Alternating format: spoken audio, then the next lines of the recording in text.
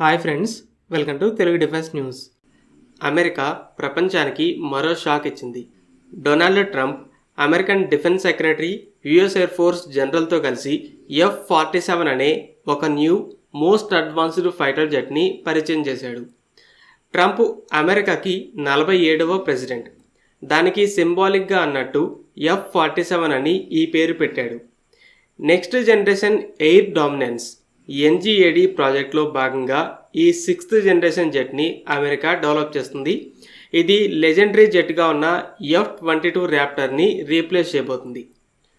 US air force general ఈ జెట్ని most advanced, dangerous, adaptable jet అని చెప్పాడు. ట్రంప్ అయితే ఈ జెట్ ఒక్కటే సింగిల్గా వెళ్ళదు, పక్కన టీమ్మేట్స్గా చాలా అడ్వాన్స్డ్, ఇంటెలిజెంట్ డ్రోన్స్ని తీసుకొని వెళ్తుంది. ప్రపంచంలో ఏ జెట్ కూడా దీనితో మ్యాచ్ అవ్వలేదని చెప్పాడు. అలాగే ఈ జెట్లో ఎక్స్పెరిమెంటల్ వర్షన్ ఆల్రెడీ 5 సంవత్సరాలు అంటే 2020 నుండే సీక్రెట్గా టెస్టింగ్లో ఉందని బయటపెట్టాడు. అలాగే ఈ జెట్ చాలా ఖరీదు కూడా ఉండబోతుంది. F-35 జెట్లో F-35A అంటే ఎయిర్ ఫోర్స్ వర్షన్ $82 మిలియన్ ఖరీదు ఉంటుంది. మిగిలిన 2 వర్షన్స్ రఫ్గా $100 మిలియన్ ఉంటాయి. కానీ ఈ జెట్ $300 మిలియన్ ఖరీదు ఉండబోతుంది. ఇక ఈ జెట్ సామర్థ్యం కన్నా ముందు దీన్ని డెవలప్ చేసే కంపెనీ గురించి చూద్దాం. అమెరికాలో ఫైటర్ జెట్స్ని డెవలప్ చేయడానికి 3 కంపెనీలు ఉన్నాయి: లాక్హీడ్ మార్టిన్, బోయింగ్, నార్థ్రోప్ గ్రూమన్.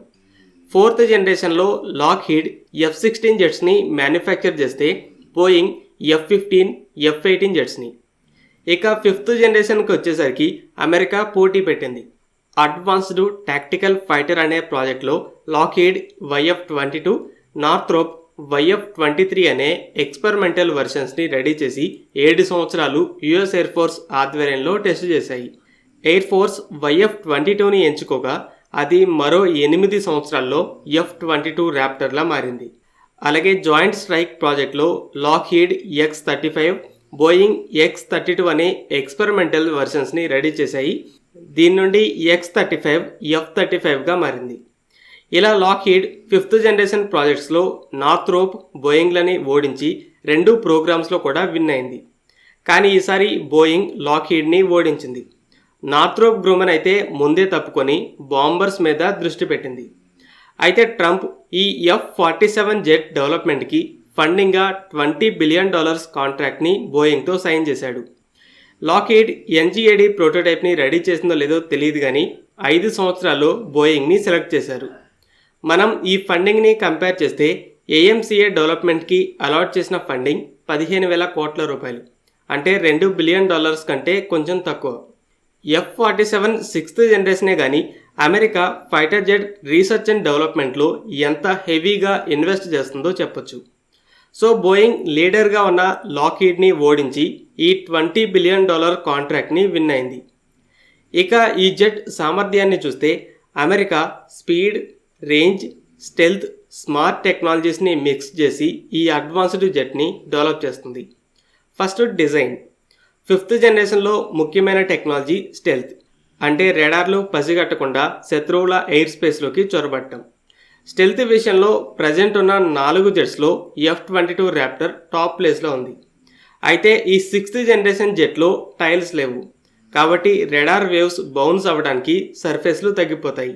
అలాగే వేవ్స్ తిరిగి రెడార్ని చేరకుండా వేరే డైరెక్షన్లోకి తిప్పడానికి ఇంకా షేప్స్తో దీన్ని డిజైన్ చేసింది. సో ప్రజెంట్ ఉన్నవే కాకుండా ఫ్యూచర్లో వచ్చే రెడార్స్కి కూడా ఇలాంటి జెట్ని పసిగట్టడం ఆల్మోస్ట్ ఇంపాసిబుల్. అమెరికా ఈ ఫైటర్ జెట్ రేంజ్ని బాగా హైలైట్ చేస్తుంది. ప్రజెంట్ ఉన్న అన్ని ఫైటర్ జెట్స్ కంటే ఎక్కువ దూరం ప్రయాణించగలదని చెప్తుంది. దీనికోసం అడాప్టివ్ ప్రొపల్షన్ అని ఒక కొత్త టెక్నాలజీని కూడా డెవలప్ చేసింది. ఇది కావలసినప్పుడు చాలా హై స్పీడ్ మోడ్కి, మిగతా టైంలో ఫ్యూయల్ సేవింగ్ మోడ్లోకి షిఫ్ట్ అవుతుంది. దీనివల్ల జెట్ ఎక్కువ రేంజ్కి వెళ్ళగలదని చెప్తున్నారు. నెక్స్ట్ లోయల్ వింగ్మ్యాన్, అంటే కొన్ని స్మార్ట్ డ్రోన్స్ని వెంట తీసుకొని వెళ్తాయి. వీటిని గ్రౌండ్ నుండి కాకుండా జెట్సే కంట్రోల్ చేస్తాయి. శత్రువుల ఎయిర్క్రాఫ్ట్ రెడార్స్ని జామ్ చేయడం, డెకాయ్స్గా ఏమార్చడం, బాంబ్స్, మిసైల్స్తో దాడి చేయడం లాంటి టాస్కుల్లో సపోర్ట్ ఇస్తాయి. ఈ టెక్నాలజీని కొన్ని 4th, 5th జనరేషన్ జెట్స్కి కూడా యాడ్ చేయబోతున్నారు. కానీ ఇవి మెయిన్గా నెక్స్ట్ జనరేషన్ టెక్నాలజీలోకి వెళ్తాయి. అన్ని 6th జనరేషన్ జెట్స్ ఇలాంటి డ్రోన్స్ని టీమ్గా చేసుకుంటాయి. Next artificial intelligence.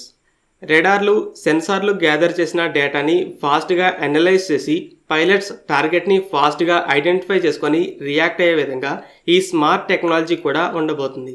ఇంకా hypersonic missiles, directed energy weapons లాంటివి ఉంటాయని ఎక్స్పెక్ట్ చేస్తున్నారు. ఇక అమెరికా F-47ని బయట పెట్టడం చైనాకి కూడా పెద్ద షాక్ అయింది. అమెరికా 2005లో మొదటి 5th జనరేషన్ ఎయిర్ సుపీరియారిటీ జెట్ని మోహరించి 187 ర్యాప్టర్స్ని మోహరించింది. అయితే చైనా 2017లో J-20 ఎయిర్ సుపీరియారిటీ జెట్ని తీసుకొచ్చి ఇప్పటికే ఆల్రెడీ 200కి పైగా జెట్స్ని మోహరించింది. America F-35 multirole plus naval జెట్స్ని కూడా సుమారు 500 నెంబర్లో మోహరించింది. అయితే దీనికి పోటీగా కూడా చైనా J-35ని రెడీ చేసింది. ఇలా ఎయిర్ని డామినేట్ చేయడంలో అమెరికాపై ఆధిపత్యం ఉండాలని అన్ని విధాలుగా ప్రయత్నిస్తుంది. కొన్ని నెలల క్రితం అన్నౌన్ నెక్స్ట్ జనరేషన్ ఎయిర్క్రాఫ్ట్ ప్రోటోటైప్స్ని కూడా బయటపెట్టింది. కానీ వివరాలని బయటపెట్టలేదు. మీడియా రిపోర్ట్స్ అయితే వీటిని 6th జనరేషన్ జెట్స్ అని హైలైట్ చేశాయి. ఇవి 6th జనరేషన్ జెట్స్ అయి ఉంటే మనం అమెరికా కంటే ముందంజలోకి వచ్చామని గర్వపడుతూ ఉండొచ్చు. అయితే ట్రంప్ సడన్గా ఈ F-47ని బయటపెట్టాడు. ప్రపంచమంతా చైనీస్ 6th జనరేషన్ జెట్స్తో అమెరికాని బీట్ చేశారని మాట్లాడుతుండగా మేము ఆల్రెడీ 5 ఏళ్ల నుండే ఈ జెట్స్ని టెస్ట్ చేస్తున్నామని చెప్పి షాక్ ఇచ్చాడు. ట్రంప్ ఇప్పుడు చెప్పడమే కాదు, గతంలో కూడా 2020 నుండి అమెరికా టెస్ట్ చేస్తున్నట్టు రూమర్స్ ఉన్నాయి. అవి నిజమే అని ఇప్పుడు బయటపెట్టాడు. యుద్ధాల్లో ఎయిర్ పవర్ అనేది అన్నింటికంటే ముఖ్యమైనదిగా చెప్తుంటారు. అడ్వాన్స్డ్ ఫైటర్ జెట్స్తో ప్రపంచంలో ఎక్కడైనా ఈ ఎయిర్ డామినెన్స్ని మెయింటైన్ చేయడం అమెరికా కల. కానీ ఒక ప్రాంతంలో మాత్రానికి అమెరికాకి చిక్కు వచ్చింది. అదే పసిఫిక్. చైనా ఎయిర్ పవర్లో బాగా అడ్వాన్స్ అవుతూ సౌత్ చైనా సీ, ఈస్ట్ పసిఫిక్లో ఉన్న దేశాలని భయపెడుతుంది. పైగా మీరు అడ్డొచ్చినా ఏం చేయలేరని అమెరికాని కూడా ఛాలెంజ్ చేస్తుంది. ఇప్పుడు Pacific most contested air space అని చెప్తున్నారు. అంటే ఒక దేశం పూర్తిగా ఎయిర్ డామినెన్స్ని మెయింటైన్ చేయడం అనేది కష్టం. అందుకే అమెరికా చైనా కన్నా ముందే ఈ 6th జనరేషన్ జెట్స్ని మోహరించి దాన్ని మెయింటైన్ చేయాలని చూస్తుంది. పసిఫిక్ రీజియన్లో వెపన్స్ రేస్ ఇప్పుడు ఆల్ టైమ్ హైలో ఉంది. పవర్ కోసం కోల్డ్ వార్ లెవెల్లో పోటీ నడుస్తుంది.